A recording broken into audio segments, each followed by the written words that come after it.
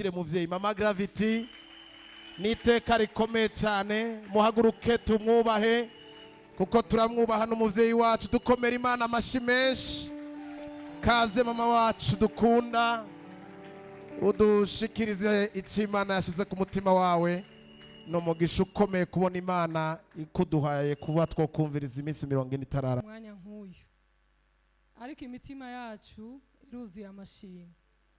Haleluya. Reka dushime Imana mu kanya gato hanyuma mfata ijambo rito kuko turacari kumwe ariko tushime Imana. Mwami turaguhaye icyubahiro, turashize hejuru izina ryawe Mana. Izina ryawe rirakomeye kandi izina ryawe rirahambaye. Izina ryawe riruta amazina yose. Papa uvyumve kandi uvyumve. Izina ryawe riruta amazina yose. Hano mwisi, mwijuru, no hepfo hasi mu kiyaga. Urufise izina rihebuje rya rurangiranwa. Turagushize hejuru muri aya masaha Papa. Kuva tugishika hano mu gitondo turacavuga wewe. Ngira ngo wavyumvise nta rindi jambo twashizemwo. Nta wundi muntu yinjiyemwo. Nta ukomeye yashoboye kuvyivangamwo. Kuva mu gitondo gushika muri aya masaha turacavuga izina rikomeye, izina rya Yesu Kristo umwami wacu. Kandi iryo zina ntidupfuye kurivuga, turivuze kuko wanesheje ugaca uhabwa izina riruta amazina yose. Iyo uneshwa ntitwari kukuvuga, iyo unanigwa ntitwari kukuvuga kuko ntiwari kuronka izina riruta amazina yose, ariko warironse kuko wanesheje. Natwebwe turi ngaha tugendera muri uko kunesha tuvuga intsinzi yawe Papa. Nuhabwa icyubahiro. Abari bafise abakomeye ubu baranumye, abari bizigiye abana b'abantu bahambaye ubu baracereje, ariko twebwe turacavuga ibendera yawe iracahungabana, izina ryawe riracakora. Mwami turagushimiye, urakoze Papa, imirimo y'amaboko yawe iratangaje. Reka uyu mwanya ubane natwe wiheshe icyubahiro. Urakoze turabigushimiye mu izina rya Yesu, amen. Ni mwicari akanya gato turahaguruka. Imana ishimwe. Je nari maze iminsi ukwezi kose ndi mu Rwanda. Namaze 2 semaines sengera muri eglise ya bene wacu b'Abadventiste. Abadventiste niyo nasengeye indwi zibiri. Muravyumva?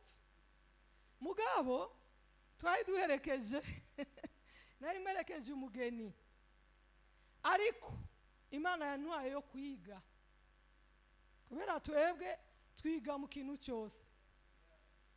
Abadventiste batangura saa 3 mwabashitse ku muryango hajya hari abakwandika, hari abagufotora, abagira iki babikorera hajya. Saa 3 muba mwinjiye gushika saa 7. Murabona saa 7 nta muntu aba arasohoka, nta muntu winyiganyiza, kandi nasanze twebwe twaragira ubuntu bicara muri zirya ntebe. Murabona izi ntebe z'imbaho zo kurusha, zo kuruhanya umugongo no kuruha, ariko abana babo jena umunsi we bakiriye abantu 200 kuko narinjiye umunsi wa mbere numviriza ndavuga none icyo bamotiva kugira ngo baze bavuga ati turemeye gufatanya, mbona nta kiriyo, ntacyo numvise. Ariko nasanze kumva kw'abantu kuratandukanye. Jewe icyo nize ni cyane, nize ukuntu bafise discipline yo gutekana no gutuza imbere y'Imana. Barindira umukozi ababwira ati nimuhaguruke dutahe. Mumva nize? Narize. Burya akanyoni katagurutse nikamenya iyo bweze. Twebwe abana turi mu mwidegemvyo, hari gihe Bibiliya tubwira ngo uyo mwidegemvyo wacu nitugira urwitwazo rwa kamere. Muravyumva? Nashatse kubabwira kubera iki? murabona iki gihe turimwo ni igihe kitoroshe, igihe gikomeye, ariko ni igihe kiriko kiradutwara mu iterambere. Uyu munsi mariage ubwa mbere twara tuvuga ngo ni guca ku mazi, guca ku mazi. Ubu na mariage iri kwa Mungu. Yewe naje mura na mariage. Muravyumva? Shengero muravyumva? Muruva na mariage zibaye dimanche. Nukuvuga ngo umuntu atazi Imana atazi adafite n'imigenderanire, atazi Imana yiwe, nico gihe cyo kujuragirika. Kubera dufise mariage uharuye iyindwi ariyo mariage, yindi ndwi mariage, yindi mariage, uzosanga warabuze mu kirere cy'imhemu, uzosanga warabuze. Muravyumva? Iki ni gihe cyo kugira ubwenge, ni iki gihe cyo kumenya ingene uvyifatamo. Imana ishimwe. Muri uyu munezero nashatse ko ndakubwira iryo jambo, umenye ingene uvyifatamo, umenye ingene uzomenya ati mbega ndabifate gute. Turiko turaja mu iterambere rikomeye, kandi iryo terambere hari ikintu rizoba ririko rirarondera mu buryo bw'imhemu, mu buryo bw'imhemu niko turiko turavuga. Imana ishimwe cyane. Nk'ubu hari abamaze kugenda bagiye mu mariage bariho, ariko nashatse yuko twongera umuntu wese akamenya Imana yiwe, akamenya n'ingene ayivomerera, akamenya ingene imhemu yiwe akuriye kuyubaka. Imana ishimwe. Imana ishimwe cyane. Twubatswe n'intahe za bene data, turabona ko igikorwa ariko kiratera imbere. Uku ni gutera imbere kw'igikorwa, kubera twebwe ngaha nidukangwa n'ibitigiri vy'ibihumbi, ariko dukangwa n'ikintu kimwe gikoreka kigakora ku mutima w'Imana. Imana ishimwe. Kigakora ku mutima w'Imana. Imana ikavuga ngo uyu mwaka wose hari icyo mwanyaze, uyu mwaka hari icyo mwakiriye. Imana ishimwe cyane. Uyu mwaka hari icyo hari icyakunze, hari icyashobotse, hari icyo Imana yakoze. Imana ibahezagire cyane. Ndashima Imana kubw'abarongozi bacu bashoboye kuma umwanya wo kuvuga ijambo n'ishengero. Shengero turabakunda. Amen. Kandi niyumvira ko ijambo tuba twatanze umurongozi wacu aba yaduhaye ntabwo ari ijambo apfa gutora, ni ijambo aba yasengeye yakomotse ku mutima w'Imana. Imana ishimwe. Yavuye ku mutima w'Imana. Ni ijambo riba rikomeye. Umuririmbyi wo muri Tanzania avuga ati uzunyime inyama, uzunyime isamaki, ariko undekere Yesu, uniachie Yesu. Ndakubwire uyo Yesu wakiriye muri wewe, uyo Yesu twakiriye nuwigitangaza, arakomeye, arahambaye. Ivyo utarabona uzobibona. Imana ishimwe. Ikintu rero kiriko kiradunyiganyiza mu mitima yacu n'ukuntu ishengero ririko riragenda risinzira, ritakaza uburenganzira n'ubushobozi bwaryo, kandi ari cyo gihe, kandi ari cyo gihe. Imana ishimwe. Nicyo gihe ishengero rikiye guhagarara, nicyo gihe abana b'Imana bakwiriye guhagarara, nicyo gihe. Kuko kubera iki? Kuko ari ibintu biriko biradutangaza. Iri shengero turimo, iki gihe turimo ni ishengero rya nyuma, kandi iri shengero ni ishengero ry'umugeni wa Kristo. Imana ishimwe. Ibihe vya mbere hari ibihe vy'abagenzi. Turabona igihe cya Adamu cyaraheze, giherana na Noa. Haraba igihe cya Abrahamu, kiragenda kirahera, kiragenda gushika gihe cya Mose, amategeko ibiragenda dushika mu gihe cy'abacamanza, kiragenda turagenda dushikiye mu gihe cy'abaprofeti, abavugishwa, kiragenda kiyeze mu gihe cy'abagivugishwa, kimera nk'igihagaze imyaka myinshi, nk'imyaka 700. Kirahagarara cyane. Imana idufashe cyane. Ndiko ndabereka iki? Ndiko ndabereka ibihe uko bikuranya ibindi bihe. Ibihe bikuranye ibindi bihe. Amen. Nimugire ngo nitwebwe twamyeho ibihe byose. Ibihe byari bihari. Imana ishaka gutegura igihe cyacu, iki gihe cyacu ikora igitangaza, izana Yohana Umubatizi araza avuga ivya Kristo, arakora, aravuga kuko yari integuza. Igihe Yesu aje aserutse, Yohana Umubatizi arapfa, Yesu aramureka arapfa kuko yari integuza. Igihe integuza ihejeje ku nyene umugeni amaze guseruka, integuza iravaho. Mu gihe kimwe cyangwa ikindi Yohana Umubatizi aravaho. Yavuyeho atabishaka, ariko avaho kubw'igihe. Avaho kubw'igihe. Imana ishimwe. Kubw'igihe aravaho. Ari muri prison atazi biriko biraba, yaratumye abantu biwe abadisciple, arabwira ati nimugende mumbarize, mbega niwe ko ujya namubonye nkamuvuga ko ibintu bikomeye, nkabona inuma imumanukako, nkabona ijwi rivuga ngo nguyu mwana wanje. Sasa niwe cyangwa siwe? Genda mumumbarize yuko norindiri uwundi. Yesu aravuga, arabona ati ninamubwira situation iramugora. Yesu aravuga ngo genda mumubwire ivyo mubona, genda mumubwire ibiriko biraboneka, biriko birafadika, biriko biri hano. Genda mumubwire yuko impumi zibona, ibifamatwi biriko birumva, impumi ziriko zirabona, ibiragi bivuga. Acarabwira ati kandi mumubwire ijambo rikomeye ngo hahirwa uwo ivy'iwanje bitazotsitaza. Genda ayo majambo muyabwire Yohana. Imana ishimwe cyane. Genda muyabwire Yohana. Yohana yaronse message ikomeye cyane. Yohana aravuga ati nibiki ko narinda muiteze ko ambwira ikintu kiri muri iki gihe ndimwo. Yesu gira mwibaza ko atari yabonye yuko Herode ahari ariko arakora. Isi iri kwirabandanya imbere, ariko umugeni wa Kristo kuriye kuba maso kugira ngo akanure, amenye ibihe, kuko ibihe bibisi ibindi. Yesu rero kubera yuko yashatse yuko abantu batazazanirwa, aca sigara babwira ngo ndababwire mubavyawe n'umugore na uruta Yohana.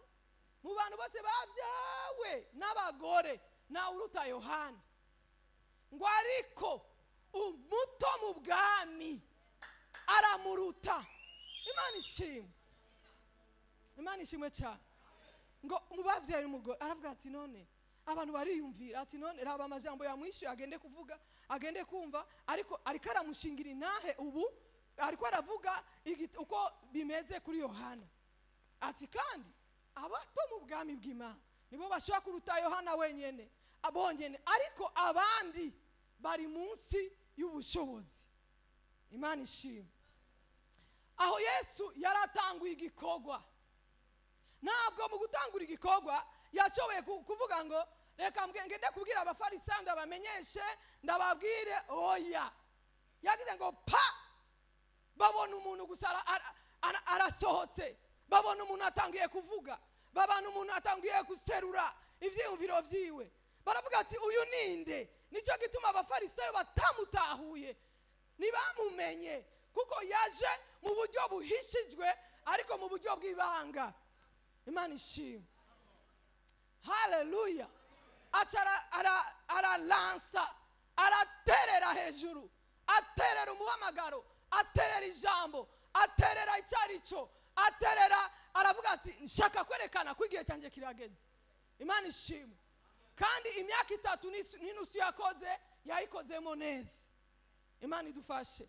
Ayikoramo neza, akora igikenewe cyose kugira ngo mission. Nicyo gituma mubonye umuntu yaje ngaga akora ibikorwa by'Imana, agakora ibintu, agaheza akagenda, iki gikorwa cyaheze, nagende Imana ikizana uwundi. Kuko niko bimeze mu bwami bw'Imana, ubwami bw'Imana buguma buvyara buravyara ku munsi buravyara ku munsi buravyara. Imana ishimwe cyane. Na Paulo yagerageje kuburwanya. Yesu yamubwiye ngo uri kuratera imigere ku mihunda, ahantu uri kuratera ntahuzi. Imana idufashe cyane. Shaka kuvuga iki ni ishengero dukanguke tumenye ibihe. Nukuvuga ngo icyo Imana yatumye ukizwa ikagushirirako, kuko Bibiliya avuga ngo ishengero niyo nkingi yonyene ishigikiye ukuri. Muravyumva? Niyo nkingi ishigikiye ukuri mwisi ni ishengero.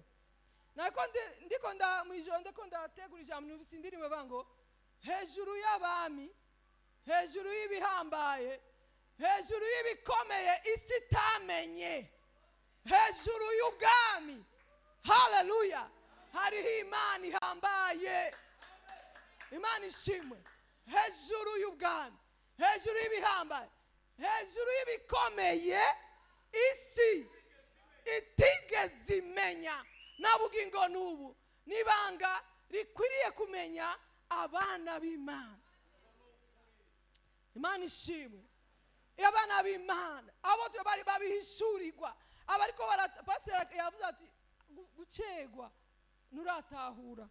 Ijambo narifise ni jambo nibaza ko umwanya wadusize ni jambo reka mvuge rito rya nyuma rivuga ngo ni jambo mu vyeshurira n'igice cya kabiri rivuga ngo ishengero rya Efeso Imana iriko yararishimye irishimira ibintu byinshi, irarishimira ko ryamenye intumwa zitarizo, impwemu ya discernement, impwemu yo gutahura.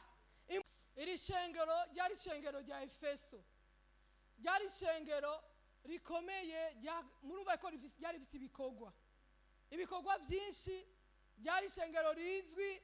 Murumva ko bavuga ngo ujya afise inyenyeri ndwi mu biganza ni Yesu Kristo.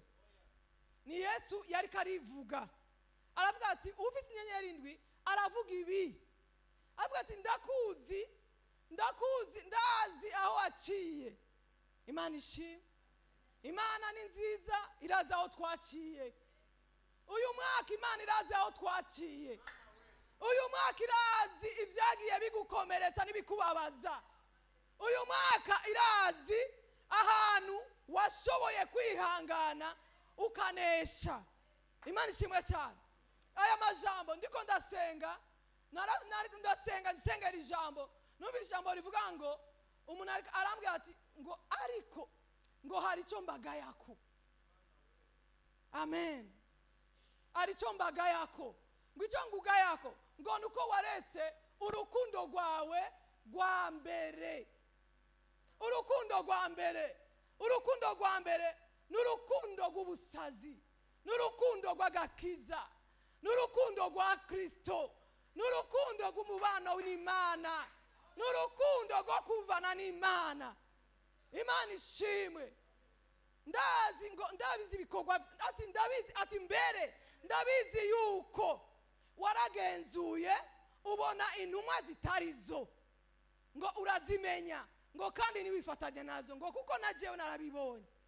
Ati kandi n'abanikolite abantu bafise ishusho yo kubaha Imana mugabo bakayihakanisha ibikorwa vyabo, ngo abo nabo warababonye ngo urabamenya ngo kuko najewe ngo urabanga ko nagenda banga.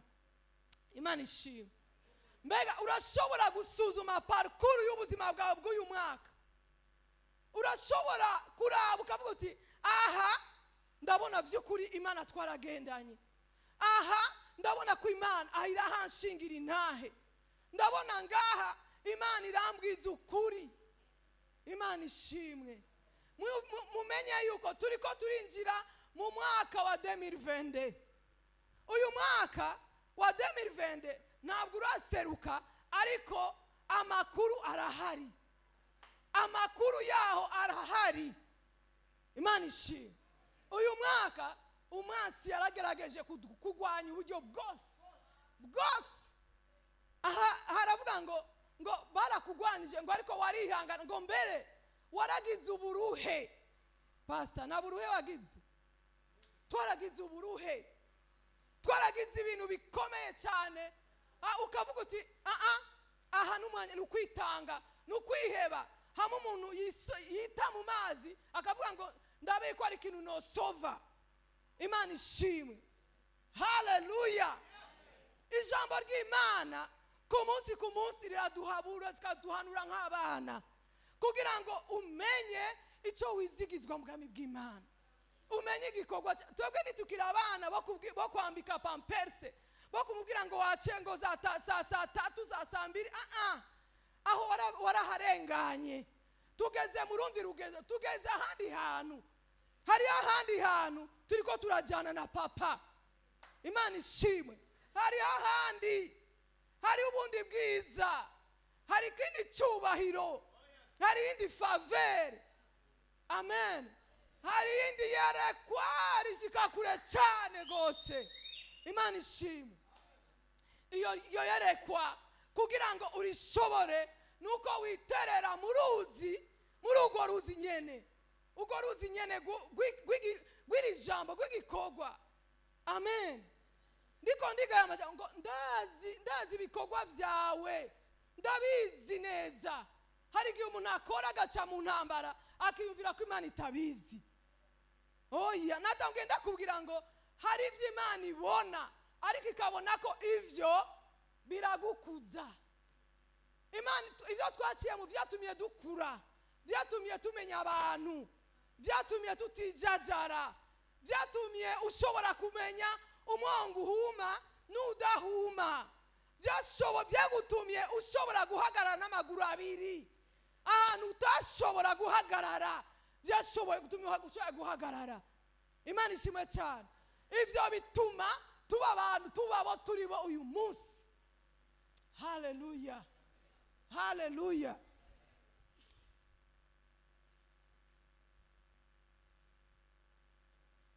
Aravuga ngo ndazi ibikorwa vyawe n'uburuhe bwawe n'ukwihangana kwawe, kandi yuko udashobora kwirengagiza ababi, ariko wagenzuye abiyita intumwa kandi atarizo, usangana abanyabinyoma, kandi ugira ukwihangana wirengagije ivyo ugirirwa kubw'izina ryanje. Haleluya. Wirengagije ivyo ugirirwa kubw'izina ryanje. Waravyirengagije. Abantu bari gutanga uko abandi bataye. Pastor wari kurekura. Wari kuvuga uti mbega ni kubera iki? Ngo ariko warirengagije. Wirengagije ivyigirirwa, wirengagije ibitutsi, wirengagije. Imana ishimwe. Haleluya. Nico gituma igihe nk'iki ngisa nk'iki ndababwiza ukuri, tuzoheza uyu mwaka twambaye amashapo, twambaye amapete, twambaye ibindi, urundi rugezo rw'icyubahiro, urundi rugezo rw'icyubahiro. Imana ishimwe. Urundi rugezo rw'icyubahiro. Nushobora kwambara ipete ngo bapfe kukwambika ipete ngo kuri urundi rugezo. Ahandi hantu ahasumba ahandi kuhaheza. Ntabwo bivuga ngo igikorwa cya papa cyararangiye. Jena muransoma Paulo akavuga ngo tuboneka nk'abakene ngo mugabo dutungishije benshi. Iryo jambo riranja. Hari amajambo aturya. Ngo tuboneka nk'abakene, nidushaka kuboneka nk'abakene. Turashaka yuko ubwo butunzi bwo gutungisha abandi buze buduhereko. Nitwakoreye Imana tungali. Biblia avuga ngo Abrahamu yari umupatro, Isaka yari umupatro, ariko mu isezerano rishya tushezwe wa Paulo ngo tuboneka ibiki ntabyo kuboneka. Turashaka icyubahiro cy'Imana ngo kubera yuko utirengagije ivyo ukoregwa, ati ngira ndakugirire neza. Tuboneka nk'abake tuboneka. none tuandika apana iryo bene data bakundwa nukuri mu mpemu turuzuye turafise mu mpemu. Urumva ba Paulo bari bafise cyane mu mpemu, ariko ikirere cy'ububiri Paulo kugira ngo ashobore kubaho yacareka ishengero agaca atangura gushona amahema. Icyo gihe cyo gushona amahema abigishwa baba bari hehe? Abigishwa baba bariko baramererwa nabi, yabataye ariko arashona amahema. Imana idufashe cyane. Ngurumva ngigiye ngo mugende mubwire Epafrodite, mubwire yarandikiye amashengero ya Efeso za Kolosai razandikira, ariko ashitse kuba Timoteyo abana biwe arababwira mwana wanje Timoteyo kanguka cyane uhaguruke, kanguka uwe maso. Yarafite abana biwe, murabe ivyete yandikiye abana, yandikiye Timoteyo, yandikira Tito, yandikira Filemoni, arabandikira Baonezime, aravuga ati oya nukwikangura mukabaho ubuzima bugahinduka mugakomera. Abo nandike abikolosai ndabandikira, nandike abikorinto, ariko mwebwe abana banje we Timoteyo bafata ivyo vyanditswe vyera bikuvyarire ushoje guhagarara ugoboneke useruke. Imana ishimwe cyane. Mumenye ko ivyanditswe vyera samajambo y'abakecuru, samajambo y'ibitito, samajambo y'amajambo, samajambo y'ababorewe ngo tugiye kwicara mu bandi, samajambo y'abariko baratumwanya. Ni jambo ukuri ngo muzomenya ukuri kubaye kwidegemvya. Haleluya. Muzomenya ukuri kubaye kwidegemvya. Wa kwidegemvya gute atacu ufise uri muri prison? Ukuri uragufise ariko nuridegemvya. Ishengero ry'uyu munsi ni ishengero rya nyuma, ni ishengero Bibiliya avuga ngo ubwiza bw'ingoro yo hanyuma buzoba bukomeye kuruta ubwo hambere. Buruta ubwo hambere, ubwo hambere ni bw'abande, nubwo Abrahamu, nubwo ba Dawidi bwa hambere, ngo ubwiza bw'iyo ngoro yo hanyuma twebwe. Arakini leo umuntu ngurumva ngo barimpatia sumu ngo anenda ku Kamenge. Aibu bene da 2020 dugenda ngo urukundo rwa Kristo ngo kwatwigishije kwikunkumura. Eragima hari ibihe bibaho bikaba ibihe by'umwijima, niko hari ijambo rivuga ngaha, riravuga ngo urukundo mu nkunda rumeze nk'imbeho yo mu gatondo. Urukundo mu nkunda rumeze nk'igifungu.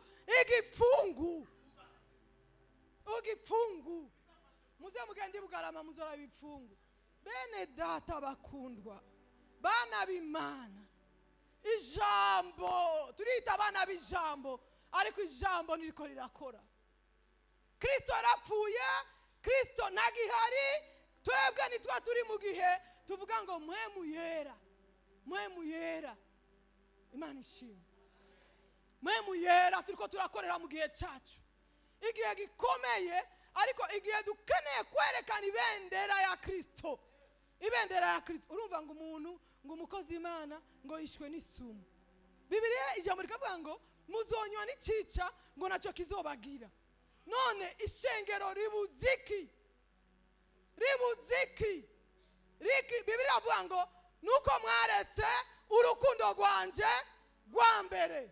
Urukundo rwa mbere, urukundo rw'umwana, urukundo rw'ubusazi, urukundo rwo kwiheba. Mwaretse urukundo rwanje rwa mbere. Imana idufashe. Urukundo rwa mbere n'urukundo sinzi uko ni rwari wakamenyero barakubwira ego ukavuga ni ego, hakuna oya. Imana idufashe. Haleluya. Tunahitaji kuonesha Kristo mzima, tunahitaji kuonesha Kristo yanesheje urupfu na kuzimu akanesha. Imana ishimwe cyane. Nukuri bene data, tunamaliza 40 jours tuko tunaomba. Jewe nari hariya mugabo narasenga nawe bitari cyane. Urumva ko nagiye mu Adventist ntagiyeyo, urumva, ariko nasenga kuko mpemu yera abwiririkanya ni mpemu zacu. Burya nari haje nkasenga avuga ngo Abadventiste Imana mpemu yera ngarahari cyangwa baracyari muri bwa butumwa bwa Yohana umubatizi, ngo ari hano ba Paulo bagiye ngo asanga ngo abantu baguma bigisha aravuga ati mwebwe mwararose mpemu yera, ngo ubu nyene ukibivuga ngo niyo tukivyumva, ngo navyo tuzi, ngo niryo jambo ngo naryo tujuviye ngaha. Imana ishimwe. Imana niyirenga nishobora kugumidwa iharura igihe cyarenganye. Mungu wa nyakati na majira, Mungu wa nyakati na majira. Dukwiriye kwikungumura satani n'abadaimoni.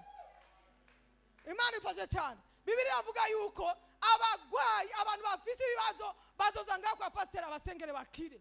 Tubasengere bakire. Niryo jambo rivuga. Imana sivyo ga pastor. Niko bivuga. Tuzoshira ibiganza vyacu ku barwayi bakire. Niko ijambo rivuga. Irindi riri contraire y'iryo n'ikinyoma cy'umurwanizi. Ishengero rero ikebuke. Hagarara mwene data, hagarara. Hagarara. Ongera kandi ongera utuguvu. Uvuga ati oya nibishoboka. Hari umwanya wa ndengane, ariko harageze yuko twikungumura duhagarara. Nivyo pastor, nivyo shengero. Mumenye ukuri kubahe kwidegemvya. Mumenye kuko hariho ubushobozi, hari imbaraga zimiri je nama natanga. Jewe mwijoro pastor nama narwanye nk'icinzoka. None wewe icinzoka ukagwana n'idubu ukazinesha. None zigya daimono z'abarozi ngo tuze turaguma tuduga hariya. Bibiliya iravuga ngo igihe kiraje abasenga data abataenda kuletera. Tunataka tutangaze habari njema. Mwimbaji akasema habari njema raha yangu. Imana ishimwe.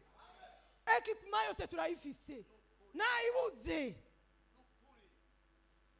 Niwakize umutima, nibaongere. Imana niya umatanije ubwo bushobozi. Tuyoboke urukundo rwacu rwa mbere. Imana yashize ibitangaza mu maboko y'ishengero. Bibiliya avuga ngo ishengero niyo nkingi yonyene ishigikiye ukuri mwisi. Ukabona ibibazo bije kama ta 3 jours tulishaka tupa ma 3 jours, tulishapoteza ma 3 jours. Twarapoteje kwigobeka. Ugambere warabona ikibazo kavuga iti imbere yake reka nigobeke. Wavayo ukize. Imana ishimwe. Mungu sari tutosha mu makoma. Jewe naravyaye umwana wa mbere ndinjira muri koma namaze mu kwezi. Sinakizi. Sinagwari sinagwaye sinanafuye sinakizi.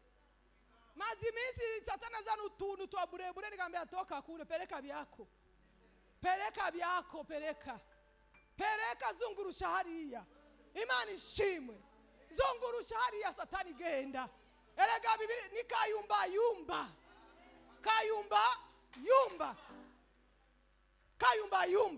Aho zungurutse amugize ngo hariya ngo ari ishengero ryo kwa Olivier. Niko bargita. Siko bagita muri ville. Tunataka sasa ijambo ry'Imana rikore. Benye banagiye kucheza baone Mungu.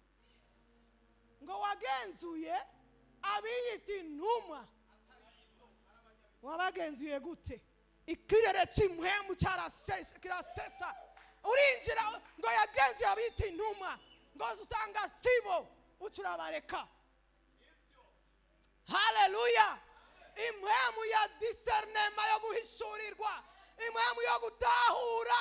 Impwemu yo kumenya. Impwemu yo kumva. Hallelujah. ngo abanikolayiti ibipinga biza kugwanya abera ngo warabamenye kera warabamenye kera ngo urabanga ati kandi naje bajya nanjye ndabanka. Bwana asifiwe sana. Haleluya. Iyo winjiye mu mutima w'Imana ukaba mu mutima w'Imana aguha ibiri mu bugobeko bwayo. Bwana asifiwe sana. Umuntu yashoboye gukiza agakiza urugo rw'umukozi w'Imana Fabrice rugeze hariya muri divorce. Ni bitu bya mchezo hivyo.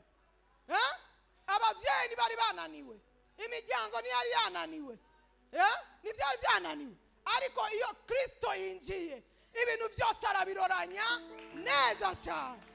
Haleluya. Mushaka tugire iki? Tugende guhigira he? Mushaka tugendera mu muhemu ya Esau.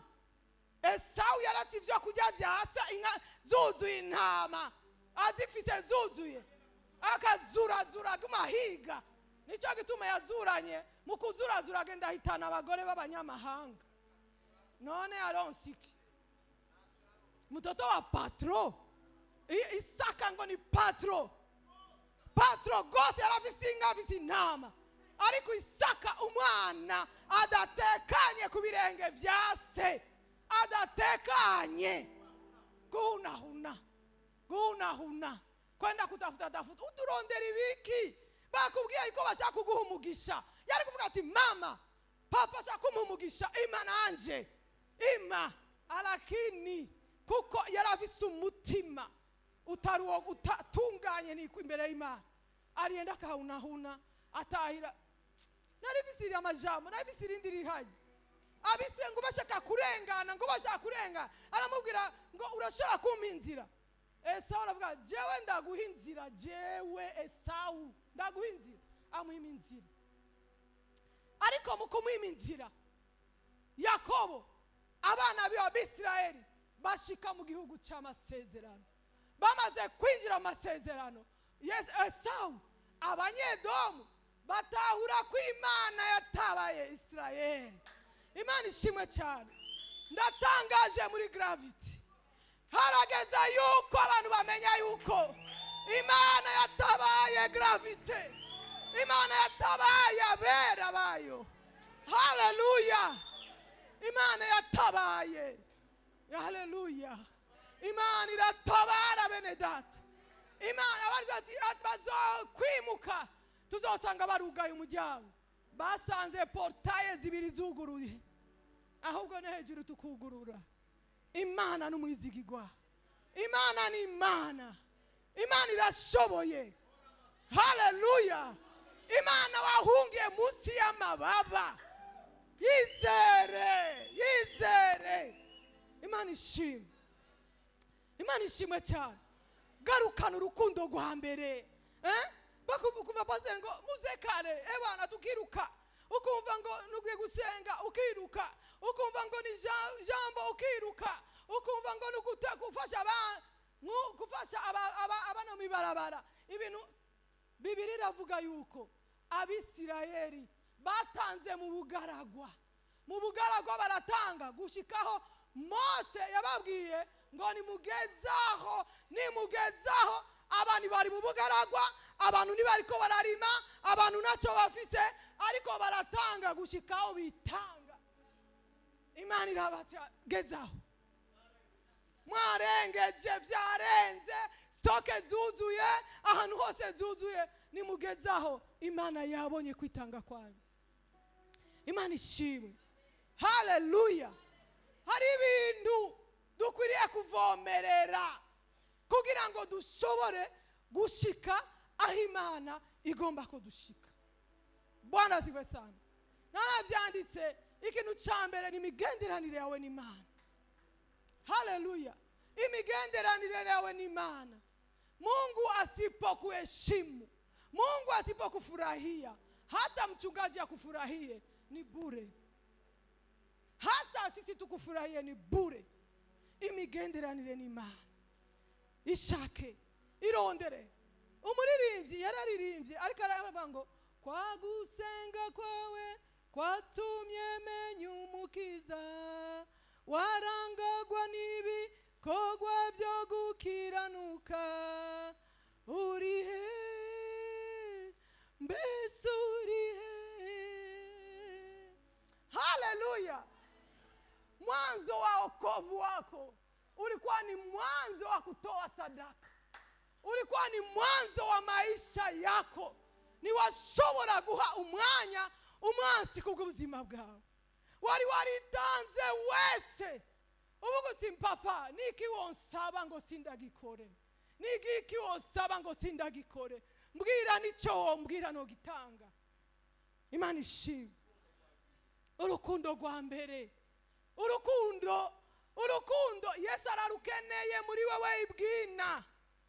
Amen. En plus tugenda duhura n'ibibazo n'ibindi duhura navyo bigenda bitumara uburyohe bwo gukunda Imana. Uburyohe ukasuka bati Imana yangireye iki, naci Imana yampaye, nana kimwe mfise kuguma uvuga ayo majambo, kuguma uba muri cyo kirere bituma bwa buryohe na gwa rukundo Imana yari gukeneye ko atabwo ubufise. Imana ishimwe. Pastor yabadushingiye intahe tugenda n'amaguru tuvugira Yesu, dutukwa n'abantu, tureka ibintu vyose yaliyokuwa ya faida kwetu tumeacha kwa ajili ya kitu cha ajabu cha kumjua Yesu. Uyu munsi namba abakozi Imana bari hano babafasha, hari icyo batanze, hari ibyo barekuye, hari ibiguzi bene data, ibiguzi bikomeye by'ubuzima, iby'ubuzima kugira ngo gusa ashike ahantu Imana imwizera. Paulo aravuga ngo yabonye ko ndi uwo kwizerwa, ngo nicyo gituma yanyijeje umurimo wiwe. Haleluya. Yabonye ko ndi uwo kwizera, yabonye ko umutima wanje nawo umuhaye, umutima wanje nawo umweguriye, umutima wanje nakamwe gato nisigarije. Umuririmbyi aravuga ngo nacyo nisigarije, ngo naraguhaye byose, umutima wanje narawuguhaye. Ndakubwiye ngo injira, hari ahandi hantu utarabona, hari ahandi hari habana umwana akwiriye kwinjira. Bene data, sinzi kuri kurahabona ahandi hantu mu ihema, ahandi hantu umutima wa Kristo, ahandi hantu urukundo rwa mbere. Waravuga ngo mimi maisha yangu jana wangu nimeumpa Yesu, urugo rwanje naruhaye Yesu, jewe narihaye kuri Yesu, nigiki cyo nanuka urukundo rwa Yesu. Ariko uyu munsi hari amagambo menshi, ariko Imana iraba umutima. Haleluya. Haleluya. Imigenderanire, ijambo ry'Imana, ubugingo bw'amasa. Bene data, twebwe twaragira ikibazo, twagira akantu gato, twacha tufanya twende mu maombi, dusenge, tukaja gusenga, tukwiherana n'Imana. Hari indirimbo y'ikintu rivuga ngo enda nimuze twihererane kugira ngo ndababwire ivy'abisi batazi. Imana ishimwe. Imana arigeze kunyereka ikintu mu nzozi, ndabona abantu benshi kandi nicyo gihe turimwo, abakozi benshi ngo bagenda ngo kugira ngo baronke ubushobozi, ngo bagaca binjira mu kazu, ngo ako kazu ngo karukuka muntu wa kera, ngo umugore, ngo yari umugore wa kera kari akazu ngo ka kera, ngo bakagenda ngo kugira ngo baronke ubwo bushobozi, ngo bakamara iminsi 3 bajyamanye n'uyo mugore, basokamwo bagakoreshwa ibintu, abantu bakibaza ko ari bitangaza by'Imana, kumbe ni impwemu ziriko zirabakoresha, impwemu zitarizo. Hanyuma nza kubona pastor araje. Pastor araza yarafise ikikapo, urukapo. Murabona ibikapo by'abanyamurenge byari vyikoreye, byarimo ibitoki, byarimo ibijumbu, byarimo ibyo kujya byinshi. Hanyuma turavugana, ndambwira pastor, urabona hari ahantu uze uhirinde, nuze wigere wegerana rujya rugo, bajya bose ubona bariko bararengana, baciye kuri ujya mugore. Imana idufashe. Pastor aravuga ati nasize abantu bariko barasenga, ndabashiri ibyo cyo kujya pastor yarikoreye n'ivyo yarashiriye abantu bariko barasenga kugira ngo bashobore kurya. Haleluya. Ubushobozi bwari ubushobozi bwo gusenga no gufungura indema mubiri. Imana ishimwe. Aho niho turonkera imbaraga, aho niho dushoborera, aho niho dushobora kubashishwa kugira ngo dushoboze kurerura iki gikorwa kitoroshe cyane. Imana ishimwe. Uraterura abantu bakaba ariko baragucoma imisumari mu mugongo, urumva? Ariko Imana ikavuga ati ndakuzi, narabonye uburuhe, narabonye ububabare, narabonye ukwihangana, ndaje kuriha, je gutanga, je gukora. Imana ishimwe cyane. Pamoja na Yesu tutafika mbali. Haleluya. Hamwe na Kristo tuzoshika kure. Hamwe na Kristo niturabisha amaso ariko turamwizeye. Nicyo gituma ndakubwira, subira hasi urabe urukundo rwawe aho watanguranye na Kristo. Imana ishimwe. Niryo jambo Imana yampaye. Nariko ndasoma ibintu, ndeka mvuga ibintu bitanu. Urabona ko ikintu byose nanditse nanjye nasomye.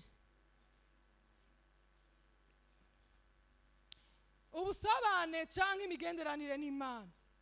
Ijambo ry'Imana uryumvirize, urisome, na cyane cyane ku giti cyawe uririmbure. Kuryumviriza ni ukuribwirwa, kurisoma ni ku giti cyawe, kuririmbura ni wowe n'Imana. Haleluya. Icya gatatu, gusenga, kuganira n'Imana, amasengesho y'uburyo bwose. Twari imbere y'Imana tukiheba. Abati Bana, Mungu, sitatoka mbele yako kabla hujanijibia. Sitatoka mbele yako. Nibwo buzima bw'umwana w'Imana. Nibwo buzima. Imana ishimwe. Gusenga, kuganira n'Imana, amasengesho y'uburyo bwose. Ukishindwa maombi ya kuomba ukunasema, maombi ya murazi hari amasengesho yakulampe umusoda. Ndababwira, iyo umusoda ariko aragwana urugamba akabona yuko urugamba rwabaye rukomeye, akabona yuko amasasa bari menshi, anakwaga na lampe. Mu kulampa ariyambika bijya vyatsi, ukasanga ariyambika bijya vyatsi, au utamuelewa iko anampiga adui na anampiga iko chini. Bwana siwe sana. Haleluya. Inawezekana adui alijua njia ya juu, alijua njia ya katikati, lakini hayaijua njia ya chini. Maombi ya faragani, maombi ya wewe na Kristo. Bwana siwe sana. Haleluya. Aho niho tubonera kunesha, aho niho tubonera intsinzi, aho niho umuntu ni mtu lakini anabadilika. Imana ishimwe. Haleluya. Gushingira intaha abandi mu bikorwa, mu kuvuga, mu kubihanganira. Haleluya.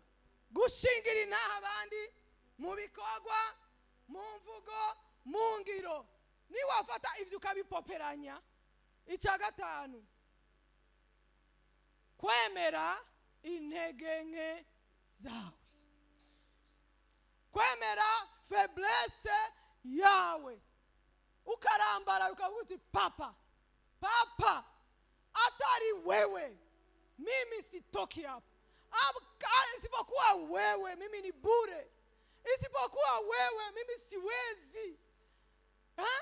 Niwe azi abanikolaiti, niwe azi ibibazo bihari. Imana ishimwe. Haleluya.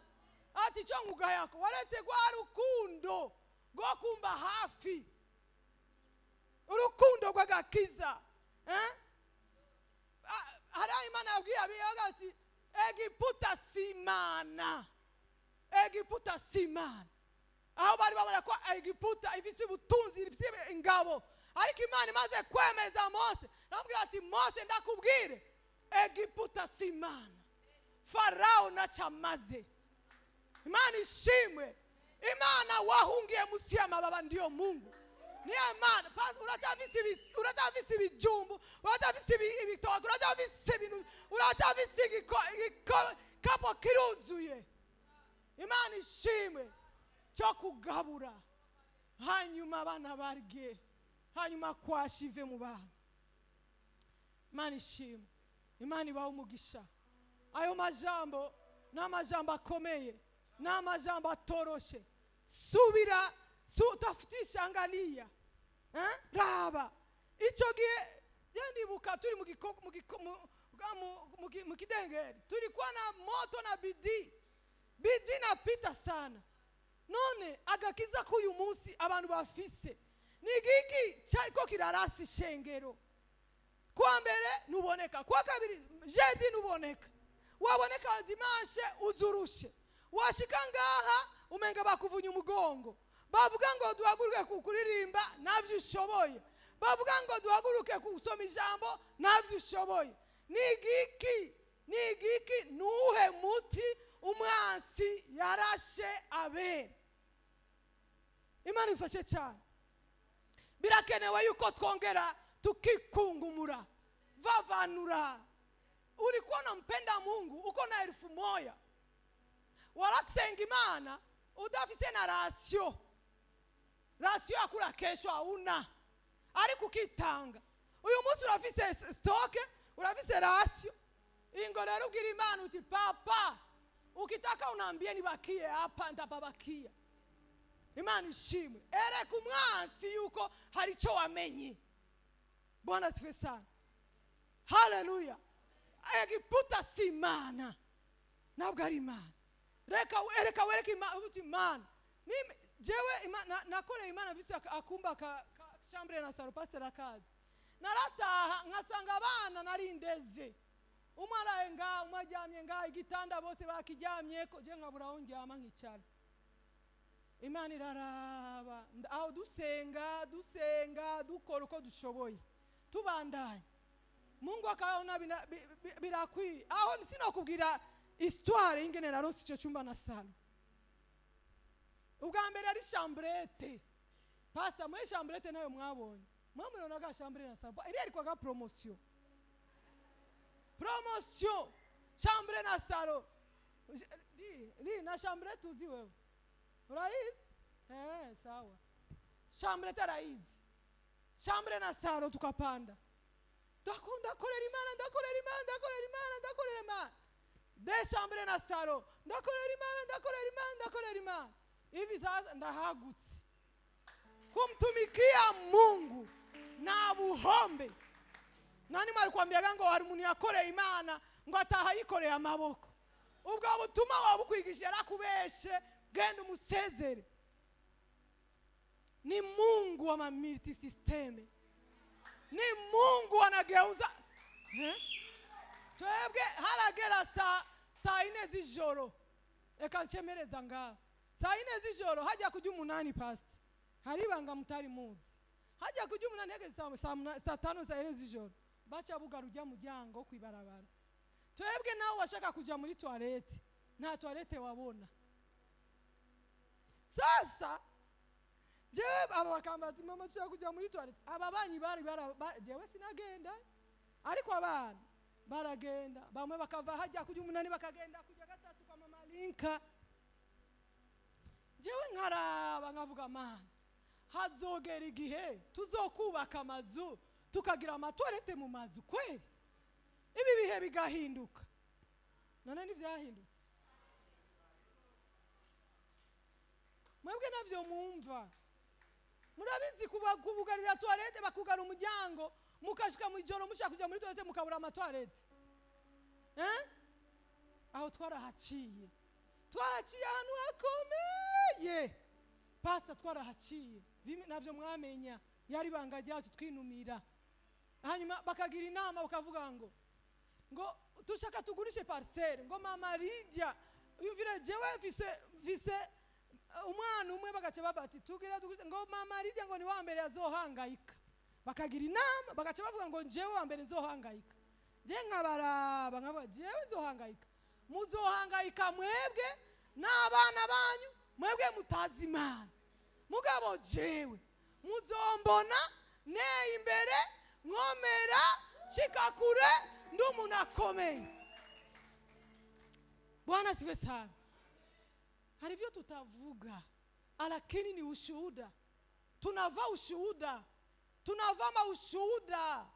Masentire ya ukweli ya ushuhuda. Imani ishimwe. Nakuri imani itazogushikana. Nakure kurama tosha miguka mbali uku na uku. Hagarara mu Mana. Amen. Haleluya. Uyu munsi dufite amatora nari mu mazu. Amazu ivyumba vyuzuyemo abandi bana twahaye tureze. Bwana zive sana. Imana ishimwe. Nta cyiza na kimwe Imana izokwima abagenda bayitunganye. Abantu bazomara baranda bababwira. Nababivamo atanyanduruko.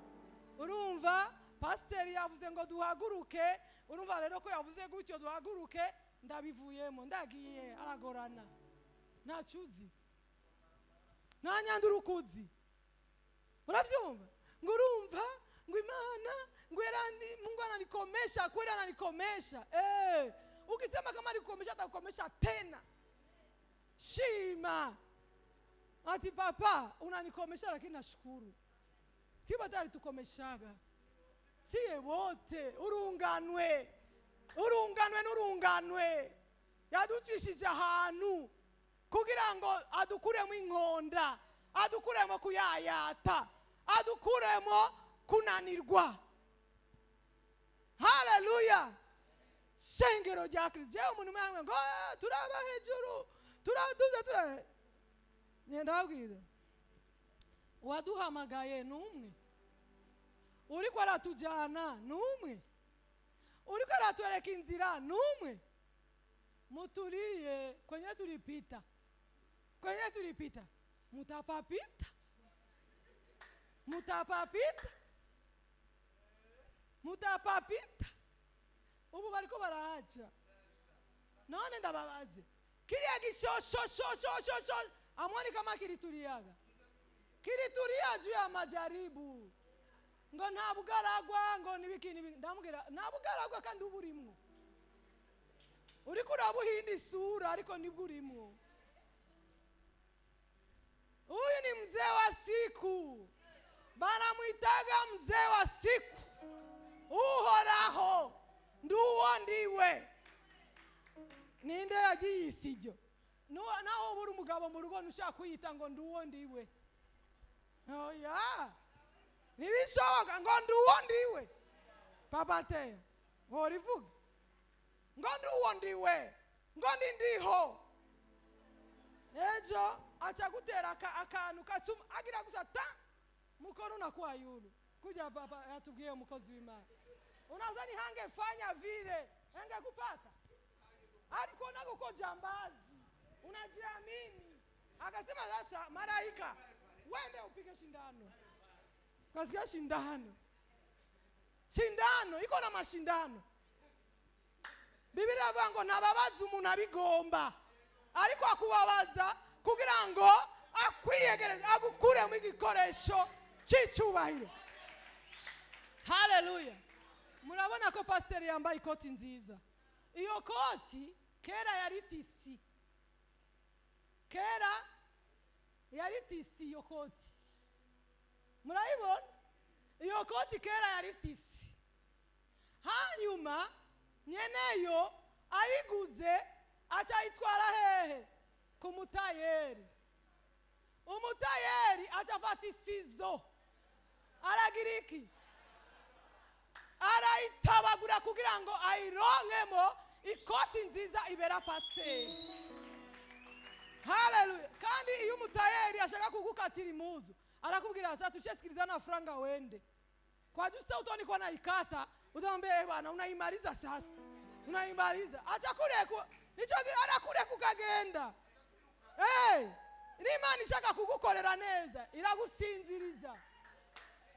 Nguwikunda ibimuherahe. Iragusinziriza. Nasema mimi nawajua mwe mko matata. Sina kufuata tunyinyurane nitusho acha nikuoneshe kama na kuweza. Ni mzee wa masiku. Haleluya. atakulalisha usingizi mnono mzito. Icyo yashatse gukora gikore. Ngongora icyo ngomba mu ijuru mu isi, ngora akora icyo agomba. Bwana asifiwe sana. Leo pastor anapendeza, ariko iyo koti kugira ngo ibe ikoti gutyo iripita mu mamashini pastor. Amashinge bishinge bayitobora, bayishona bakaraba aho ayiko ku niveau banongeza banatia ku niveau. Uko niko Imana yaduhamagaye. Imana iduhamagara dufise amanyanga menshi cyane. Manyanga tumakorosi tumakorbasi utuntu twinshi. Bati umuntu nk'uyu no muhiki atavunja amasani y'abato atayamariza. Acha aende ndamutware muri yanzu y'umubumvyi. Umubumvyi amubumbe neza. Je turi beza iwacu 40 unakosa fiancé. Muri beza bawapi? 40 unakosa fiancé uri mwiza. Na bwiza atari mani buguhaya uko muzuri. Twebwe iwacu turi abantu bakomeye. Kwenu njo ba maskini. Muko na majina tu. Noni zina. Jina tu. Ngo bariya ngo murazi bajya ngo kera ngo bari abantu bakomeye ayo n'amazina ya kera. Na ya kera. Ubu naho onesha sasa makari yako. Tekana walamaze kushika ku birenge vya Yesu. Wewe unajivarisha mamini ngo bakiona ile miguru mizuri ngo ndio watanipenda. Miguru mizuri banaiona. Imiguru myiza bayibona nka twa duti twimisumari tujya to mu bibiriti. Oya ujewe rero n'umuntu akomeye ni kuvara nani nzenderekana aha mabere babone ko visa mabere meza. Banangalie banona mabere mabaya mabi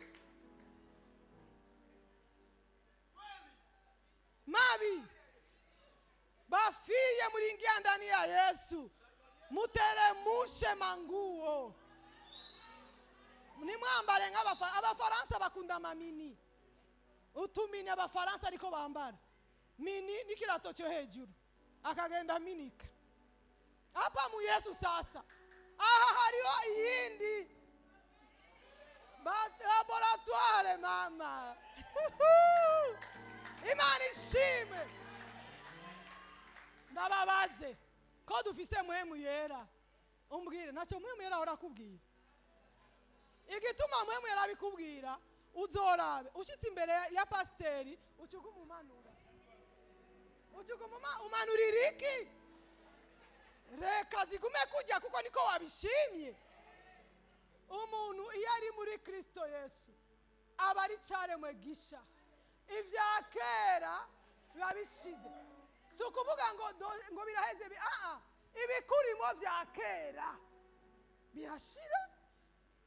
Bakakubona ati urefiye ba. Mbega vyabaye gute ujya mukobwa ko asigaye ameze kujya. Ari kutana na Yesu. Nilipokutana na Yesu historia ya maisha yangu imebadilika. Wewe ulikutana na Yesu hakuna historia, haijabadilika bado. Ungali yule. Imani dufashe. Haleluya. Shengero twerekana ubwiza bwa Kristo. Yesu nabyo mubona manuka. Ariko Yesu yaravuze ngo nimugende mube ivyete bisomeka. Ngo abazobabona ngo bazobona jewe. Imani bahezagire cyane. Imani bahumugisha.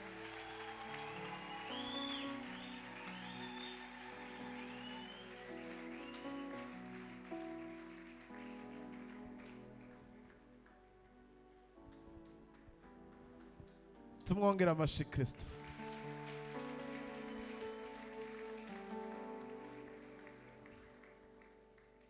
Murumva ingene hari ubwiza bw'Imana. Nta muntu numwe ariko aratekereza kuva ngaha. Kandi sasa bana nusuzageze. Mwese ngama ariko murumva ari saa 6:30. Mugubu nisabwira mugeza ati ni saa 7:30. nibi papa ashaka aho ibitekerezo byacu byose tubishira hano kuri podium ugasubira gutekereza ibitekerezo byaho ugiye n'amasahani n'amasafuriya umaze gusohoka ngaha kwiyumvira muhira kwiyumvira ibindi ukiri mu nzu y'Imana uri kuratakaza ikintu gikomeye cyane. Mama Imana iguha umugisha cyane. Mama rero mama nigitangaza mama ntazi kwivuga hayuwi kabisa inaye ziwe kisha kusampa anakwaruza hariyo systeme tungeri turacheza mabie ulikuwa unapiga bie unaipiga tulikuwa tunaliita kulikwasa linafanya na tourner mere sasa ushuhuda zake zinapitaga hapa mugaba visina mama tunakuheshimu ni baraka kubwa kuwa tuko na wewe mwa hii kanisa. Wewe ni muzazi Imana ihabwe icubahiro. Ukaba warinjiye ngaha uri kura develop umutima wuko Imana igukorera ibintu kanaka niyabikora urukundo rwa mbere uzoca rugabanuka. Niyo mpamvu mama nturondera ibindi gituma tutakaza urukundo rwa mbere ni objectif tuzanana imbere y'Imana. Umuntu yazaranye objectif yo kuvuga ngo je Mana si ibintu byanzanye naje ndushe naniwe nataka unijaze upendo wako nataka unijaze amani yako ibintu biza bitaza biboneka bitaboneka ugu muri wa wundi kubera iki urufatiro washizeho rwa mbere ntigwara urufatiro kuko Imana iguhindira ibintu bisanzwe les choses matérielles ibintu bifadika wazaranye umutima uvuga ngo ndagukunda papa ndonka ntaronka unduza utanduza gusa ndakene ngo unyuzure kandi unyuzuze ubuntu bwawe. Muranyumva abantu benshi kwera utagetinga ibintu iyo bironse udendebukirwa ucusubira inyuma. Ndabasavye niryo jambo mazigiye ndiko riguma rigaruka kubabwira mu develop umutima ukunda papa kurusha ivyo mu mushakako uko mbere nyakati ni zambaya abantu barahunga amafaranga yabo bakayashiga mu makonte mesherizana abantu barahunga amazu yabo bakayavamo barayubatse ari meza. Muri ko muranyumva mugabo guhunga nivyashika ugahunga ariko ugahungana n'Imana uhunganye nayo aho uzoja hose utafanyikiwe. Bwana asifiwe sana. Ariko uhunze ukabisiga ari byo warushize ku mutima hypertension AVEC haraka unakwenda kubera umutima wawe mwishengero wahugumije ku bintu cyane kurusha kugumiza kuri nyenevyo. Mu develop umutima rero gukunda Imana ni mukunda Imana birenze bigipatikana. Abakuki yaravuze ngo nubwo imyerayo itoshurika nubwo inka zose zohera mu ruhongore yari umubosi wavuze ku bintu Paulo ari abana Paulo munga mubariki kuko tebe ya kiroho ya kimwiri ntaco ndamwigirako ntaco namwe muyiwe mu mubiri imwe muyiwe mu mubiri ari yo kumucisha mu madirisha yari yo kurya inkoni iyo muhemu ntayo nakiriye ijambo ryo mu mpemu yagiye mu ijuru rigira gatatu hari banga yaseruye twamenye Kristo mugabo kote pese ari kwa micoko erega umuntu avuga ibogaboga mu mutima nivyo akano kagira gute nivyo kano gaserura. Mwe muza mumva ngo Paulo ubure abakozi b'Imana bashaka gukora business niyo bitwaza ngo Paulo ngo yashona amahema. Paulo ntiyari pastor.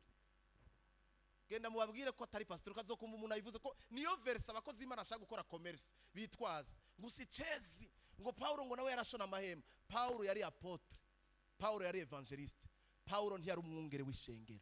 Umwungere w'ishengero nta commerce. Ivyo bintu mubireke. Wa mwungere wogomba gutanguza commerce yihereza abantu bayihagararire wowe ugume ku gicaniro wowe uhamagari wa ku gicaniro uzokorera igicaniro azofungura ku gicaniro. Mwavyumvise amahema ilikuwa ni yabe kidogo alikuwa nakosewa nico gituma yavuga ngo tuboneka nk'abakene. Imvugo ziwe gusa era makene ngo mwihanganira amagogwa ngo kuko ari igihe gito ibintu byose yava ko yaragowe hamwe n'amahema yaramberewe nabi ngo ari kwa patro. Umupatro afise imvugo umupatro ushaka kumva kubwiye ngo tuboneka nk'aba jewe impwemu yanje ndiko ni impwemu ya Isaka kugira ubutunzi umwami akanyirukana mu gihugu. vuga ngo nanje na uraremeranije nani. Hari abantu dukwiye kwigirako. Isaka sinogenda kumubaza ivy'imwemu kuko ntavyo yigishije. Paulo no bimubaza, Petero no bimubaza. Mugabo kuri kote yindi hari ibintu kwakira kuko barya barakubiswe barabacuritse iyo mwemu ntayo nakiriye kuko jewe amaraso yanje ntawazocungura sinkene ntibazoncishe ko nugwembe nkene kwiruhukira amahoro ntabwo nkene gutanga ibimazi ngo sacrifice ngo bantikure ayanje ntawe yozura amaraso yanje ntawe yocungura gumana amaraso yawe ya Yesu arahagije. Bwana asifiwe sana. Bwana asifiwe. Ngo nimurorere ngo persecution ngo bazoza ngo bacurike. Oya ntuzoncurika. Nturinde uncurika nzokwinyegetse. Yesu nashimwe. Ariko bayisaka baburahamu. Aburahamu ntiyari president w'igihugu mugabo yarafise urugo rurimwe ingabo 300 ziwiwe zimucungera. Abasoda 300 patron aho yashobora kwanga amafaranga y'umwami akavuga ngo reka papa yaramaze kumbwira wo mwijuru yuko azompa sinkeneye yuko ntori ivyiwawe ejo ukazokwihaya ngo niwe wantungishije kandi Imana arampaye promesse. Bibiri vuga ngo bisazira arabagwiza tunga bihebuje. Ba Dawidi bari bafise za efodi bambara efodi bubaha Imana barabanyamasengesho mugabo barabagwiza tunga bikomeye. Ubukene ndabuhanye hejuru y'ubuzima bwawe. Nta gukorera Imana uboneka nk'umukene kirazira mu izina rya Yesu. Bibiri vuga ngo yarakenye kugira ngo twa dushobore gutunga. Yarasuzuguwe kugira ngo twa twakira icubahiro. Kirazira kuburanirwa. Batatu ni wavuze amen abandi mugume muboneka nk'abakene.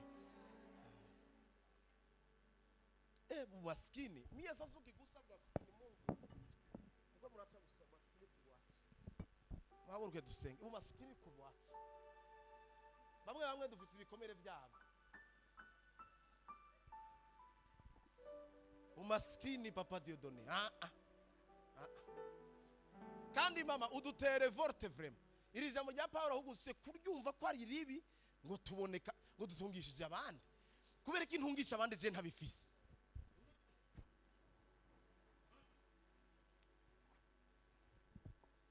Ndi mu mwemu y'abanyamibembe Imana igira gutegurira ibintu umanzu ubike.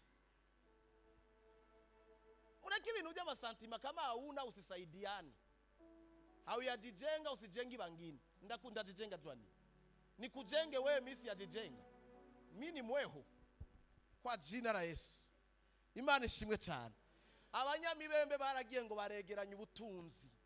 Baregeranye ifeza n'inzahabu. Bambara imyambaro barahindura imyambaro y'ubucakara y'inyuma y'amahino. Bambara imyambaro abami umwami yari yasize n'ingabo ziwe n'abaganwa. Barafata imyambaro myiza. Nico cyatumye bageze ibwami. Batigeze banabamenya ngo babaze ngo mwe ngo ntimwari inyuma mu kanya gatoye bari inyuma y'igisagara ata muntu bemereye kwegera mugabo kwera kanoti kabonetse vuga ngo akanoti nta muntu yanyumvise kubera umwambaro wahindutse barengutse imbere y'umwami. Umwami yiyumvira ati aba bantu barashobora kuba ari abantu bakomeye barabasubiza inyuma y'amahema.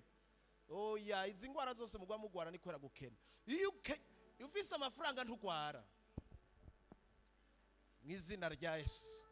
Bwana asifiwe sana. Barangije baravuga ngo tugende kuvuga inkuru nziza kubera iki yabahereyeko nibiguhereko ubishira abandi byaguhereyeko mwizina ryane. Nukuri Imana nibubake Imana nibatungishe Imana nibateza imbere uwo ni umugisha Imana yadusezerana. Ibiganza vyawe nibiroranirwe ebana 20 haruri inoti nyinshi mu izina rya Yesu. Haruri inoti nyinshi mu izina rya Yesu. Nta kuboneka singene bishisha uko sefuni wa mubaya sana. Sefuni wa mubaya sana.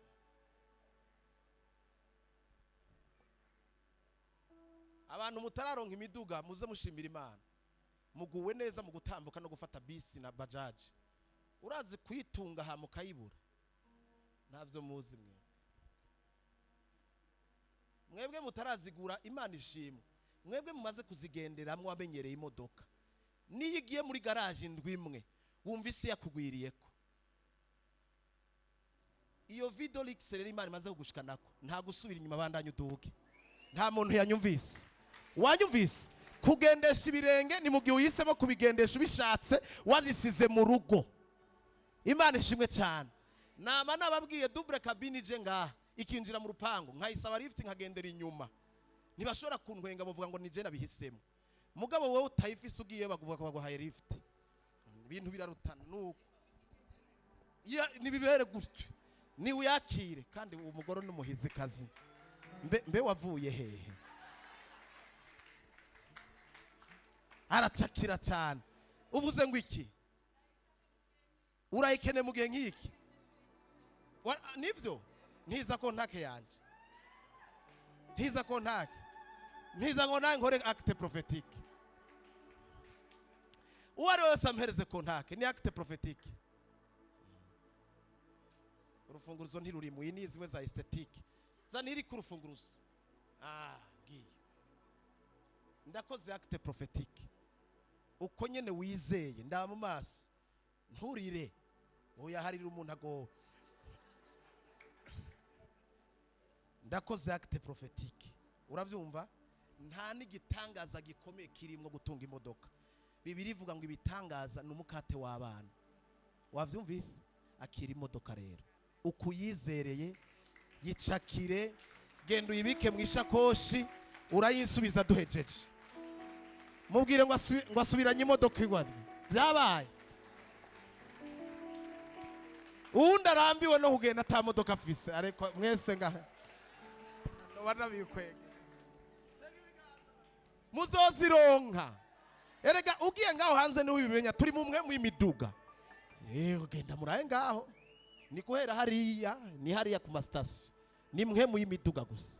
Aha rero hariya mu 2020 na hariya hepfo na hariya irija jantu ze école belge tuzadufise ama parking. Hariya wavyizeye. Erega niko biri. Ivyo si ibintu si n'umutwaro. Niko biri. Mugabo umugisha ukomeye nifuza ndabifurije cyane cyane les familles muri ngaha. Imana ibubakire. Ndabasabiye umugisha wo kubakirwa. Imana nibaho ubutaka kuri sha ahubwo turabusengera. Iyindwe turasengera igihugu dusaba n'ubutaka. Mwavyumvise? Iduhereze niki n'ubutaka mu izina rya Yesu. Kuronka ukika umusaya iwawe hararyoshe. Biruhura vyinshi cyane. Tega ibiganza. Umwami Yesu ahabwa icubahiro kubw'ijambo ryayo. Ndagusavye nimba wumva waratakaje urukundo rwawe rwa mbere. Ngire akaryo mpakaryo numva ubutumwa tutobutwara tutihanye. Burakomeye cyane nubwo mubona tabugize commentaire ndende. Bibiliya yavuze ngo subira kandi ukora ibikogwa nk'ivyo wakora hambere. Ngo utabigenjeje gutyo nzoza ntwari igitereka kwa matara. Mwizina rya Yesu Imana ntitwara igitereka kwa matara. Ntitwara amatara yitwara podium y'amatara. Amatara kaburaho yakira. Imana yaratwakije bene data. Imana yatugize amatara. Turanze ko ishobora gutwara igitereka kwa matara cyayo. Twoba tugowe ngo mugihe tudasubiye mu rukundo rwa mbere ngo ishobora gutwara igitereka kwa matara. Ninde muntu yumva yatsinzwe n'iri jambo ukumva watsinzwe muze mu minota 2 tugomba twihane tera intambuko yo kwizera ubwira Imana ngo ndavyumva ko natakaje urukundo rwanje rwa mbere. Nyaruka vyihuse cyane. Umuntu yumva message yamutsinze avuga ati nukuri nitegereje umuriro nari mvise ubwa mbere. Speed nari ndimo ya mbere. Ubigenderanire twari dufitaniye na papa ndayumva ko itakiri yayindi. Hari ikintu cagiye. Hari ikintu cataka. Iri jambo ntirishobora kuvugirwa ubusa. Iri jambo riraremereye cyane. Umuntu wese yashoye kuguta uburyohe bwa Yesu iyo atakaje aravyumva. Umuntu wese yashoye kuguta ubuntu bw'Imana iyo aramutse atakaje aravyumva muri arumva ko kandi sugutakaza ngo waraguye. Oya ni kuvuga ngo hari ikintu cagiye. Hari uburyohe bwagiye. Hari ukunwana kutakihari. Hari ukundi kuntu sinkucumva imbizi z'amazi y'ubugingo zidudubiza. Ugize neza wowe uje kwihana. Ugize neza kuza gusubira kurekipera urwo rukundo. Iyatubwiye ko twosubira kugwa mbere ntibeshira bizi ko tworusubirako. Imana igusubize ku rukundo rwawe rwa mbere. Igusubize ibihe byawe byo kuyikunda no kuyubaha. Igusubize ibihe byawe byo kutinya. Igusubize ibihe byawe byo kumva yuko wewe na papa atakindi kintu gishobora gusubira kuza kugutandukanya nayo. wisengere natwe turabasengera. Hari abandi batashoboye kuza ariko muri benshi cyane muje kurekipera urukundo rwa mbere. Ndasenga Imana ya gravity, Imana yacu ikugirira ubuntu usubire ku rufatiro rwa mbere. Aho wari waratakaje, Imana ntirinde kuza gutwara igitereko kw'amatara, igusubiza ubuntu, ikugirira ubuntu, yumva kwihana kwawe, ibona amarira yawe, ibona kwicuza kwawe. Ndabizi muri ko murarirana amarira mu mitima, hari ukwicuza, hari akamenyero katumye ibihe vyacu n'Imana bitakara, biragatsindwa. Ivyo bihe ni bibi cyane. Jewe ndabizi ibihe vyo gutakaza mu mpwemu niko kaga ka mbere numvise, nibwo bubihe bwa mbere numvise mu buzima. Gutakaza mu mpwemu ni ikintu kibi cyane, gutakaza mpwemu yera ni ikintu gikomeye cyane, gutakaza ubwiza bw'Imana ni ikintu kiremereye cyane. Ndabasengeye mpwemu yera bagendere, ndabasengeye mpwemu yera buzuza urukundo. Mwebwe mugize umutima umenetse, mujanjaguritse, mwumvise ijambo ribakoza ahantu, ndabasengeye ngo Imana ibagirire ubuntu, ndabasengeye ngo umuriro usubire kwaka, ndabasengeye ngo mpwemu yera asubire kubacanira, ndabasengeye ngo rwa rukundo kugagara kwari muri mwebwe, ubugaragwa bwari muri mwebwe, mu izina rya Yesu Kristo busohoke. Ndasenga ngo Imana itembeshe amazi y'ubugingo, ndasenga ngo Imana itembeshe uruzi, isubire kubatembesherezaho uruzi, bubujiko ya maji ya uzima asubire kandi yaongeze kubujika ndani mwenu. Ndavuze ngo Imana ibagendere, ibagirire imbabazi, ibibagira byose, ijwi ribagiriza, ibiguma bibasubiza inyuma, bibave ko mu izina rya Yesu, ibakubita hasi, mubihagararemwe mushikamye mu izina rya Yesu. Ndabasenge ngo imbabazi z'Imana, wa mutima w'ikigongwe Kristo adufise ko wongere kandi ubamanukire, wa mutima w'ikigongwe usubire kandi ubuzure, wa mutima wo kwikunda, kuzinduka, kuvyuka mw'ijoro, kurimbura ijambo. Vya bihe vyawe vyari biryoshe, vya bihe vyawe vyari biryoshe, ndabizi ivyo bihe, ndazi ko nawe ubizi. Ibihe vyo kunwana, ibihe vyo gutemba, ibihe vyongere bigaruke, ibihe vyongere bigaruke. Vya bihe wasenga ntumenye amasaha ingene yaheze, vya bihe wavuga ngo ni minota 30 ugasanga wasenze amasaha 4, vya bihe oramasiya.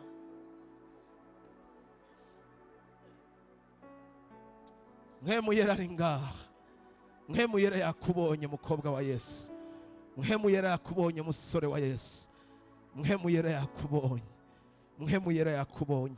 Agira asubire kugucanira. Kumenyera Imana bizana akaga bene data, kumenyera Imana bituzanira akaga gakomeye. Imana igukuremo akamenyero k'ivyayo, akamenyero k'umurimo wayo, akamenyero k'ishengero. Usigaye wumva kuza gusenga ubishatse urasiba cyangwa ukaza wumva ibintu byose bisigaye bikubihiye. Subira ku isoko, subira ku isoko. Nimba isi yakubihiye, nimba ivyose vyabishe, subira ku isoko isubira ibiryoshe. Erega niyituma bikunda, niyituma biryoha, niyituma bigenda neza. Subira ku isoko, Imana igusubize ku isoko. Ndagusengeye ngo ukiva ngaho, ukiva kuri ayo mavi, wumve hari ikintu gihindutse. Uwo muruho, uko kunanigwa, uko kuntu kose wumva utaruvise kandi ibihe vyiza n'Imana, ukiva ngaho anya ugihaguruka, uhagurukana izindi nkomezi zivuye mu ijuru, uhagurukana ubundi bushobozi buvuye mu ijuru, uhagurukana ubundi bushizi bw'amanga, uhagurukana izindi mbaraga zisumba byose. Imana y'Isiyoni, Imana y'i Yerusalemu musha, Imana nyembaraga nyene bushobozi bwose, ibamanukire, ibacanire, ibambike inkomezisha. Uhoraho nakora ikintu gisha. Ndasengeye ishengero, namwe nimutega ibiganza, namwe Uhoraho abagirire neza, namwe Uhoraho abagirire neza, namwe bw'abagirire neza. Orabasantarabaya. Twese turakeneye gusubira mu rukundo rwa mbere. Na jewe nitwa ko nkikiri rurimwo, ndumva hari ahantu nta numwe iri jambo ritakoze ko. Ni ijambo riremereye cyane bene data, ni ijambo riremereye. Tugomba gusubira mu bikorwa byacu vya mbere, gukorera Imana atarinze kwiyumvira. Bakubwira ikintu nturinde gushira muri ivyo vyiyumviro by'ubwenge bwawe, ukama we executor. Uwo niwo muriro wa mbere, ubwo niko rukundo rwa mbere. Utarinze kwiyumvira ngo mbe biragenda gute, ngo mbega wumva ikintu ukacugikora, wumva guheba ikintu ukacugikatira, wumva ngo kuja harya uburongozi bwa mwe muyera nasubira gufata vola, nasubira gufata umutima wawe, nakurongore mu kintu cyose, nakurongore. Bene data, mwisi nta munezero uriyo, nta mahoro y'umunyavyaha ni kuhora hagize, nta mahoro y'uwivanga, nta mahoro y'uwivamwo, ukabivamwo uzoba ugowe, kuko nta mahoro aho hanze harabishe. Mbese uranahazi, nubwo waba ukeneye kuyipendekeza ko kandi urahazi, nta ciza higeze haguhereza atari kukwica, atari kukunyaga icagaciro wari warahawe n'Imana. Nusubire wakira ibihe vyawe vya kera. Imana itugirira ubuntu, Imana iturabe ryiza, imbabazi zayo zitubeko twese. Amaraso yiwe y'igiciro mu kwizera ndavuze ngo atubeko mu izina rya Yesu, adufuke twambara izindi nkomezi kugira neza ko Imana kubane natwe. Bisigaye twatuye twizeye kwindwa ari indwi y'umugisha, indwi yo kugirirwa neza, indwi yo kuzigamwa, indwi yo kurindwa amajana amaza. Imana ishirikira intambuko zanyu, ibihe bidasanzwe bikomeze kubagana, ibihe bivuye mu ijuru. Imana ikomeze kwiyerekana kuri ba Tobiya, ba Sanibarati, ba Geshemu, ko ariyo Mana yawe ituma bikunda, ariyo Mana yawe ituma bicamwo. Imana igutangaze ku munsi, Imana ibatera iteka mu izina rya Yesu Kristo umwami n'umukiza wacu, amen. Mugize neza cyane mwebwe mwaje kwihana. Ndazi uko nyene Imana ibivuze ko muhagurutse n'izindi nkomezi. Genda uhoraho abashoboze, mubandanye kunesha. Ibisigaye, thank you so much. Yindwi rero muyigiremo umugisha, mururanirwe. Tuzaba turasubira mu gatondo muri matinara bayisengamwo, no ku mugoroba isaha 11 n'igice twitegurira gusoza iminsi 40 yacu. Umuntu wese wobuzi akeneye ubutabazi bwihuta, umutumire muri iyi ndwi, umubwira ati ngwino dusozera n'amasengesho, hari ikintu Imana igiye gukora. Mwarahezagiwe cyane.